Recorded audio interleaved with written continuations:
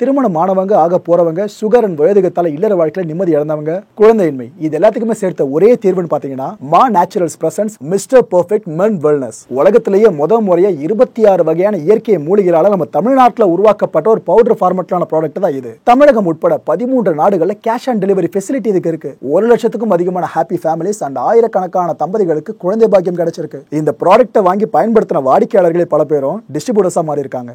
இந்த அளவுக்கு சக்சஸ்ஃபுல் ப்ராடக்டான இதை பத்தி நீங்க என்ன தெரிஞ்சுக்கணும்னா டிஸ்கிரிப்ஷன் பாக்ஸ்ல கொடுக்கப்பட்டிருக்க நம்பர்ஸ்க்கு டயல் பண்ணுங்க.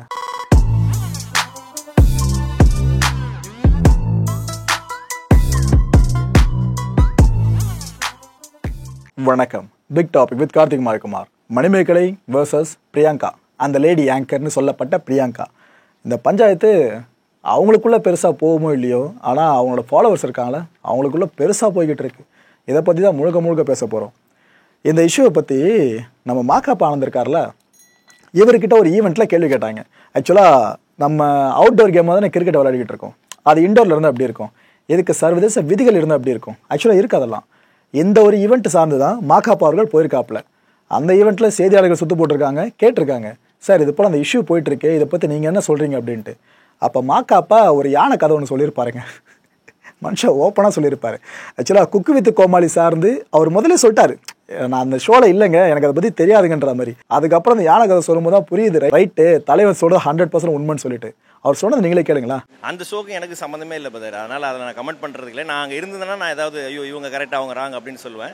அது அவங்களுடைய கருத்து தானே. இப்போ நான் எதுவும் அதில் இது பண்ண முடியாது. அது அவங்க 2 பேருக்குள்ளே அடிச்சிக்கணும். நம்ம ஏதாவது வந்து என்னன்னு சொல்கிறேன்னா, இப்போ நம்ம ஒரு காட்டு வழியாக போயிட்டு இருக்காங்க, 2 யானை அடிச்சிதுன்னு வைங்களேன், அங்கே இறங்கி போய் நடுவில் சமாதானம்லாம் பண்ணுறதுக்கு போகக்கூடாது. அது நம்மளும் நசிக்கு போட்டு அது மாதிரி போயிடும். ஸோ அதனால் இதை நம்ம எட்டறது வேடிக்கை பார்க்குறது நல்லது. அது ஒன்றும் பெரிய நாட்டுக்கு ரொம்ப முக்கியமான விஷயமும் கிடையாது. அது வருஷம் தான் நான் பிக் பாஸுக்கு போகிறேன்னு சொல்லிட்டு தான் இருக்கிறாங்க. ஆனால் அந்த சைடாக போவேன், ஏன்னா மற்ற செட்டில் அங்கே தானே இருக்குது. பிக் பாஸ் செட்டு வழியாக போவேன், பிக் பாஸ்க்கு போக மாட்டேன். நான் மென்டல் ஆகிடுவேன் பதர். நான் ஏற்கனவே ஒரு அரை மென்டல் உள்ளெல்லாம் போனால் அவள் தான் கேமராவெலாம் அடிச்சு வச்சுருவேன். இந்த மெட்ராஸ் படத்தில் ஒரு வால் ஒன்று காட்டுவாங்க, சுவர் ஒன்றுத்தை. இந்த சுவர் இன்னும் எத்தனை பேரை காவு வாங்க போகுது அப்படின்ட்டு. அதே ஃபார்மெட்டில் பிரியங்கா அவர்களை நாங்கள் அசிங்கப்படுத்த ட்ரை பண்ணுறோம் அப்படின்ற மாதிரி சில பேர் ஒரு போஸ்ட்டை போட்டு பயங்கரமாக ஷேர் பண்ணிட்டு இருக்காங்க. ஆக்சுவலாக என்ன நடந்துச்சுன்னு அவங்க யாருக்குமே எதுவுமே தெரியாது. மீடியா இண்டஸ்ட்ரிக்குள்ளே இருக்கிறவங்களுக்கு அரசியல் புரசலாக மட்டும்தான் தெரியும். ஆனால் வீட்டுக்குள்ளே எங்கேயோ ஒரு மூலையில் உட்காந்துக்கிட்டு இதுதான் நடந்திருக்குன்னு ஃபுல்லாக அவங்க ஸ்பெகுலேஷனை கன்ஃபார்ம் பண்ணி அடிச்சுக்கிட்டு இருக்காங்க. என்ன தெரியுமா சொல்கிறாங்க அந்த போஸ்ட்டில், பிரியங்கா தேஷ்பாண்டே உள்ளே வந்தாங்க விஜய் டிவிக்குள்ளே, அதுக்கப்புறமா டிடி காலி, ரம்யா காலி, பாவனா வெளியே போயிட்டாங்க, ஜாக்லின் வெளியே போயிட்டாங்க, ஃபரீனா வெளியே போயிட்டாங்க, அர்ச்சனா வெளியே போயிட்டாங்க, அறந்தாங்கி நிஷாவையும் அவங்க விட்டு வைக்கல, மணிமேகலையும் அவங்க விட்டு வைக்கல, வெளியே அமிச்சிட்டாங்க. ஆனால் மற்றவங்கள மாதிரி மணிமேகலை சும்மா வெளியே போகலை. மணிமேகலை ராக், பிரியங்கா ஷாக்குன்னு இந்த ஒரு போஸ்ட்டை பயங்கரமாக வைரல் பண்ணிக்கிட்டு இருக்காங்க. அவங்க என்ன நம்ம ப்ரொஜெக்ட் பண்ணுறாங்க, இவ்வளோ பேரும் சொந்த தாட்டில் வெளியே போயிருந்தாலும் கூட பிரியங்காவில் வெளியே போயிருக்காங்க அப்படின்ற விஷயத்த உட்புகத்தை ட்ரை பண்ணுறாங்க. இது எவ்வளோ பேர் ஷேர் பண்ணிட்டு இருக்காங்கன்னு நினைக்கிறீங்க? எனக்கு அவங்கள நினைக்கும் போது ஒரு மாதிரி பரிதாபமாக இருந்துச்சு பிரியங்காவை. ஏன்னா அவங்க பாட்டுன்னு யூடியூப் சேனலில் வீடியோஸை போட்டுக்கிட்டு ட்ரிப்பு போய்கிட்டு பர்சனல் லைஃப்பில் ஏதாவது இஷ்யூஸ் இருந்தாலும் அதெல்லாம் சார்ட் அவுட் பண்ணி நான் வெளியில் சந்தோஷமாக இருக்கணுன்ற விஷயத்த அவங்க புதுப்பிச்சுட்டு போயிட்டு இருக்காங்க. ஆனால் அப்பேற்பட்ட ஒருத்தவங்கள வாலண்டியராக சீன்ற மாதிரி எவ்வளோ பதிவுகள் போய்கிட்டு இருக்கு. இதெல்லாம் அவங்க கவனத்துக்கு போச்சுன்னா கண்டிப்பாக ஹர்ட் ஆவாங்க. இதே நம்ம வீட்டில் இருக்க யாரையாச்சும் கார்னர் பண்ணி யாராச்சும் பண்ணுவாங்க பார்த்தீங்கன்னா ஃபியூச்சரில், அப்போ தான் நம்மளுக்கு வலிக்கும். அது வரைக்கும் ஜாலியாக சேத்தவாரி ஒருத்தவங்களும் அடிக்கிற மாதிரி இது போலாம் பண்ணிட்டு தான் இருக்க போகிறோம். இந்த மணிமேகலை வெர்சஸ் பிரியங்கா இஷ்யூ பெருசாக போயிட்டு இருக்குல்ல, இதுக்கு மத்தியில் அர்ச்சனா அவர்கள், பிக் பாஸ் அர்ச்சனானா எல்லாருக்கும் தெரியும் நம்புகிறேன். இவங்க ஒரு சேனலில் பேட்டி கொடுத்துருந்தாங்க. அதில் அவங்ககிட்ட கேட்குறாங்க, இது போல் இந்த இஷ்யூ பற்றி ஏதோ உங்களுக்கு தெரியுமா, இந்த மணிமேகலை வெர்சஸ் பிரியங்கா இஷ்யூ அப்படின்ட்டு. அப்போ அவங்க ஜென்யூனாக பதில் சொன்னாங்க. அதை நம்ம வரவேற்றே ஆகணும். ஏன்னா இப்போ நிறைய பேர் என்ன பண்ணுறாங்கன்னா, அந்த ஸ்பாட்லேயே இல்லாதவங்க கூட இதுதான் நடந்துச்சு அப்படின்னு ஒரு விஷயத்த சொல்ல போயிட்டு இதை பார்த்து சில பேர் ட்ரிகர் ஆகி, ஓ இது நடக்க நீ தான் காரணமானு அந்த ஒருத்தவனை போட்டு பொலன்னு பொழந்துக்கிட்டு இருக்கிறது இப்போ வரைக்கும் அது நடந்துக்கிட்டு இருக்கு. ஆனால் அர்ச்சனா அவர்கள் தெளிவாக சொல்லிட்டாங்க, நான் சம்மந்தப்படலை, நான் அங்கே இல்லை, ஸோ அதனால் நான் இதை பற்றி கமெண்ட் பண்ண சரியான ஆள் இல்லைன்னு ஓப்பனாக சொன்னாங்க. இதை தாண்டி ஜென்ரிக்காக சில விஷயங்களை சொன்னாங்க, அதை நான் இங்கே ஷேர் பண்ணுறேன். 2 பேருக்கு நடுவில் என்ன நடந்துச்சு அப்படின்னு எனக்கு சுத்தமாக தெரியாது. அதை பற்றி பேசக்கூடாதுன்றதுலாம் ரொம்ப கிளியராக இருக்கேன். இது போல் கருத்து வேறுபாடு இருக்குல்ல, அது எல்லா இடத்துலையும் தாங்க இருக்கும். ஏதோ இங்கே மட்டும் இந்த ஷோவில் மட்டும் இருக்கும்னு நம்ம சொல்ல முடியாதுல்ல. பிரியங்கா டாமினன்சி அப்படின்னு அதை யாராவது இன்னும் சொல்கிறாங்களே, எனக்கு அப்படி தோணலை. எனக்கு அது போல் அனுபவம் எதுவும் கிடையாது. அவங்கக்கிட்ட நான் ஷூட்டிங் முடிஞ்சிட்டு உடனே கிளம்புற பொண்ணு, அங்கே இருந்து பேசுறது இது போல் விஷயங்கள்லாம் பண்ண மாட்டேன். அவங்க 2 பேர் இருக்காங்களே, அதான் பிரியங்கா அவர்களும் மணிமேகலை அவர்களும். இவங்க கிட்டேயும் நான் அவ்வளவா பழகினது கிடையாதுங்க. ஷூட்டிங் அப்போ அங்கங்கே பார்த்து பேசுறதோடு சரி, பட் ரொம்பலாம் நான் அவங்களுக்கு க்ளோஸ் கிடையாது. சீனியாரிட்டியை வச்சு பெருசு சிறுசுன்னு பிரிச்சாங்கன்னா அது தப்பு. இவங்க விஷயத்தை பேஸ் பண்ணி ஆச்சு நான் சொல்லலை. ஜென்ரிக்காக சொன்னது, சீனியர்னா நான் சொல்கிறத நீ கேட்கணும், ஜூனியராக இருக்கணும் அப்படி சொல்கிறதாங்க தவறு. எனக்கு அதில் எப்பவுமே உடன்பாடு இல்லை. புள்ளி பண்ணுறது எங்கே பண்ணாலும் நான் அதுக்கு எதிரானவ தானே. பிக் பாஸில் அவங்க சொன்ன விஷயங்களை அப்படியே தான் கோர்த்து இந்த இன்டர்வியூவில் சொல்லியிருந்தாங்க. ரைட்டு. அடுத்தபடியாக நம்ம பாலா, பல பேருக்கும் ரொம்ப ரொம்ப பிடிச்சவர், ஸ்பான்டினிட்டிக்கு பேர் போனவர், வர ஒரு வார்த்தை டைமில் அடித்து தூக்கிட்டு போவார், சிரிக்க வைப்பார் பயங்கரமாக. அப்பேற்பட்ட நம்ம பாலா அவர்கள் இதுக்கு முன்னாடி கொடுத்துருந்த ஒரு இன்டர்வியூங்க. அந்த இன்டர்வியூ கிளிப்பை இப்போ எடுத்து பல பேர் ஷேர் பண்ணுறாங்க. அந்த பல பேர் வேறு யாராக இருக்க முடியும்? கண்டிப்பாக பிரியங்கா அவர்களோட ஃபேன்ஸ்ன்னு இருப்பாங்களே, அவங்கள தான். ஏன்னா அந்த பேட்டியில் பாலா அவர்கள் பிரியங்காவை பயங்கரமாக ப்ரைஸ் பண்ணி பேசியிருப்பார். அவங்க இல்லைனா நான் இல்லைன்ற விஷயத்த தெளிவாக இப்போ சொல்லியிருப்பாருங்க. அந்த இன்டர்வியூ தான் இப்போ பல பேர் கட் பண்ணி போட்டு ஷேர் பண்ணிக்கிட்டு இருக்காங்க. அதில் என்ன சொல்லியிருப்பாரு அந்த பழைய பேட்டியில், KPY6 இருக்குல்ல, கலக்க போதியார் 6வது சீசனு, இந்த டைமில் நான் அன்னைக்கு அந்த எபிசோடில் சரியாக பண்ணலை. அது எனக்கே தெரியும், என் மைண்ட் அப்போ சரியா இல்லை, அதனால் நான் சரியாக பண்ணலை. நான் நினச்சேன் அவ்வளோதான் முடிஞ்சிருச்சு, இதோட நம்ம வெளியே கிளம்ப போகிறோம், மூட்டை முடிச்சு கட்டணும் அப்படின்ட்டு. ஏன்னா இப்போ எலிமினேஷன் லிஸ்ட்டு வாசிச்சுட்டு இருந்தாங்க. அதில் ஒவ்வொருத்தர் பேராக வர்றப்ப என் பேரும் உள்ளே வந்துச்சு. அப்போ திடீர்னு தம்பின்ற ஒரு குரல் எப்பவும் போல கேட்டுச்சுங்க. பிரியங்கா அவர்களோட வாய்ஸ் தான்.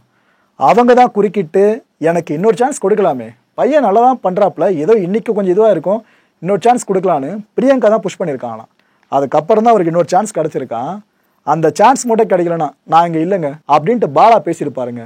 இந்த ஒரு விஷயத்தை எடுத்து வச்சு தான், நீங்கள்லாம் பிரியங்காவை நெகட்டிவாக ப்ரொஜெக்ட் பண்ணுறீங்க, ஆனால் அவங்கள பற்றி புகழ்ந்து பேசும் ஆட்கள் இருக்காங்க, அவங்க நிறைய நல்ல விஷயங்கள் பண்ணியிருக்காங்கன்னு இப்போ தனியாக நிறைய வீடியோஸ் எடுத்து ஷேர் பண்ணுறதுக்கும் பல பேர் கிளம்பி வந்திருக்காங்க. மணி அவர்களுக்கு மட்டும்தான் ஃபேன்ஸா, எங்கள் அக்கா பிரியங்காவுக்கு வரும்னு சொல்லிட்டு தான் இவ்வளோ பேர் வந்திருக்காங்க. இல்லை இன்னொரு கொலை குத்த போயிட்டுருக்கு. பிரியங்கா அவர்களோட ஹேட்டர்ஸ் யாரெல்லாம் இருக்கீங்க லைக் பண்ணுங்க அப்படின்னு பல வீடியோஸ் கீழே வராங்க ஒரு கும்பல். அதே ஷோவில் இன்னொரு சோஷியல் மீடியா ஃபேம் ஒருத்தருங்க, அவர் சார்ந்த ஹேட்டர்ஸ் இருக்கீங்க வாங்கன்னு அவர் பேரில் முத்திரை குத்துன மாதிரி இன்னொரு கேங் வரை கிளம்பிருக்கு. இப்படி ஒருத்தரில் ஆரம்பித்து ஒவ்வொருத்தரையாக ஹேட்டரை எந்த அளவுக்கு விதைக்க முடியுமோ அப்படி விதைச்சிக்கிட்டு இருக்கு. இப்போ இருக்க சோஷியல் மீடியா கம்யூனிட்டி பார்த்தீங்களா, பாசிட்டிவிட்டி எங்கேயும் பார்க்க முடியல. அது சார்ந்த கண்டென்ட்டை போட்டால் பார்க்கவும் ஆள் இல்லை. நெகட்டிவிட்டியை தொடுறீங்களா, பார்க்கறதுக்கு ரெடியாக இருக்காங்க இந்த மீடியா மேசன்ஸ். ஆக்சுவலாக இந்த ஒரு ப்ரொடக்ஷன் ஹவுஸ் இருக்குல்ல, இதை பற்றி தான் பல பேரை புகழ்ந்து பேச ஆரம்பிச்சிருக்காங்க. இப்போது ஒரு விஷயம் சமீபத்தில் நடந்துச்சு, கவனிச்சிங்களா? அதாவது இந்தியன் 2 படம் பேச உடனே தான் பார்க்குறேன், ஆனால் ஒரு கான்டென்ட் எடுத்துக்காட்டுக்கு அங்கே போக வேண்டியதாக இருக்குது. ஏஆர் ரஹ்மான் சார் மியூசிக் பண்ணல அந்த படத்துக்கு, ஆனால் அதுக்காகவே ஏஆர் ரஹ்மானை தூக்கி கொண்டாடினாங்க எல்லாருமே.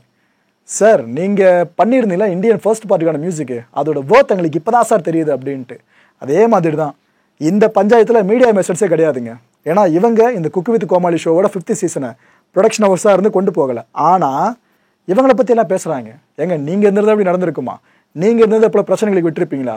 எப்போ ஏற்பட்ட ஷோவை நீங்கள் கொடுத்து எங்களுக்காக முதல் 4 சீசனை வேறு லெவலில் இருந்துச்சு, நீங்கள் இல்லாத அந்த வெற்றியிடம் இருக்குல்ல, அதை நாங்கள் இப்போ ஃபீல் பண்ணுறோன்னு பல பேர் பேச ஆரம்பிச்சிருக்காங்க. அப்போ ஏஆர் ரஹ்மான் சார் சார்ந்து எந்த அளவு விஷயம் நடந்துச்சோ இப்போ மீடியா மேஷன் சார்ந்தும் அப்படி தான் போய்கிட்டு இருக்க மாதிரி இருக்குது. இவங்க தான் இப்போ இந்த சன்னில் பார்த்தீங்கன்னா டாப் குக்கு டூப் குக்கு அப்படின்ற ஷோவை ப்ரொடியூஸ் பண்ணி கொடுத்துட்ருக்காங்க. முழுக்க முழுக்க ப்ரொடக்ஷன் ஹவுஸாக செயல்படுறது இவங்க தான். இந்த ஷோ சார்ந்து பல பேரை சொல்கிறது வேர்ல்ட் கிளாஸ் ஜட்ஜஸ் ஏற்றுக்கலாம், clean comedy, plenty of positivities, guest from entertainment, example Vadivelu sir, Kalidas Jayaram sir, இது போல் ஆட்களை பார்க்க முடியுது. Serving the additionals of the show to the needy. இந்த ஷோ மூலமாக உணவுகள் அப்படின்ற ஒன்று கிடைக்குதுல, தேவையான மக்களுக்கு அதை கொடுக்குறாங்க. நல்ல மனசு, ஹாப்பி கண்டஸ்டன்ஸ், சந்தோஷமான கண்டஸ்டன்ஸாக இருக்காங்க, வன்மத்தை கக்காம. ஹோஸ்டாக இருக்கட்டும், ஜட்ஜஸாக இருக்கட்டும், ஆடியன்ஸாக இருக்கட்டும், எல்லாருமே பியூர் பாசிட்டிவிட்டியை பரப்பாமல் இருக்காங்க. நெகட்டிவிட்டியை பார்க்கவே முடியலப்பா, இதுதான் மீடியா மேஷன்ஸுன்றது அப்படின்னு உங்களுக்கு சர்டிஃபிகேட்டை பார்க்குற நேர்கள் பல பேர் கொடுக்க ஆரம்பிச்சிருக்காங்க. அதுவும் இந்த நேரத்தில் இன்னொரு விஷயம் நடந்திருக்கு, நான் அதையும் ரிவீல் பண்ணிடுறேன். வெங்கடேஷ் பட் அவர்கள் இருக்காங்களே, இவரோட சமூக வலைதள பக்கத்துக்கு போயிட்டு இந்த பிரியங்கா வர்சஸ் மணிமேகலை இஷ்யூ இருக்குல்ல, இதை சார்ந்த ஒரு நபர் ஒரு பதிவை போட்டிருக்காருங்க. ஒரு கமெண்ட்டு என்ன சொல்லியிருக்காப்புல, இது போல் மீடியா மேஷன்ஸ் இருக்கும்போது விஜய் டிவியில் அந்த ஷோ பார்க்க அவ்வளோ ஆசையாக இருந்துச்சு, ஆனால் இப்போது பிரியங்கா டாமினன்ஸ் ரொம்ப அதிகமானதை நாங்களே கண்கூடாக பார்த்துட்டோம், மணிமேகலையே நீங்கள் உங்கள் டீமில் எடுத்துக்கலாமே சார். மீடியா மேஷன்ஸ் இந்த டாப் குக்கு டூப் குக்கு ஷோக்கு மணிமேகலை எடுத்துக்கிட்டால் நல்லாயிருக்கும், செம்ம முடிவாக இருக்கும் சார், கொஞ்சம் கன்சிடர் பண்ணுறீங்களா அப்படின்னு ஒரு கருத்தை போட, அது கீழே லைக்கை போடுறது வேறு யாரும் இல்லை, வெங்கடேஷ் பட்டு தான். ஸோ இது போகிற போக்க பார்த்தா மணிமேகலை திரும்ப தாய் கழகத்தில் இணைவாங்கன்னு நினைக்கிறேன். பார்ப்போம் என்ன நடக்குதுன்னு சொல்லிட்டு. இதை பற்றி மக்கள் உங்களோட கருத்துக்கள் என்ன, உங்களோட கருத்துக்களை வந்து கீழே கமெண்ட் செக்ஷனில் கமெண்ட்டாக லீவ் பண்ணுங்கள். அடுத்த நிகழ்ச்சியை சந்திக்கலாம். நன்றி, வணக்கம். வணக்கம் மாயம் ஸ்டுடியோஸ் நண்பர்களே. மாயம் ட்ரெண்ட்ஸ் அப்படின்ற ஒரு புதிய ஃபேஸ்புக் பேஜை ஓப்பன் பண்ணியிருக்கோம். நீங்கள் யூடியூப்பில் பார்த்துட்டு இருக்கீங்களா நம்மளோட கான்டென்ட்ஸ்லாம், இதெல்லாம் விட ஒரு படி மேலே ரொம்ப கிறிஸ்பாகவும் ரொம்ப சூப்பராகவும் நிறைய கான்டென்ட்ஸ் உங்களுக்கு இந்த பேஜில் காத்துட்டு இருக்குங்க. ஸோ உடனடியாக ஃபேஸ்புக் பிளாட்ஃபார்ம் போங்க, மாயம் ட்ரெண்ட்ஸ்னு டைப் பண்ணி சர்ச் பண்ணி நம்ம பேஜை ஃபாலோ பண்ணுங்கள். அப்படியே நம்ம சேனலையும் நீங்கள் சப்ஸ்கிரைப் பண்ணிட்டீங்க அப்படின்னா இன்னும் நிறைய புது புது கான்டென்ட்ஸை உங்களுக்காக ப்ரொடியூஸ் பண்ணி கொடுத்துக்கிட்டே இருப்பாங்க. நீங்கள் பண்ணுற ஒவ்வொரு சப்ஸ்கிரிப்ஷனும் எங்களுக்கு பெரிய மோட்டிவேஷனாக அமையும்.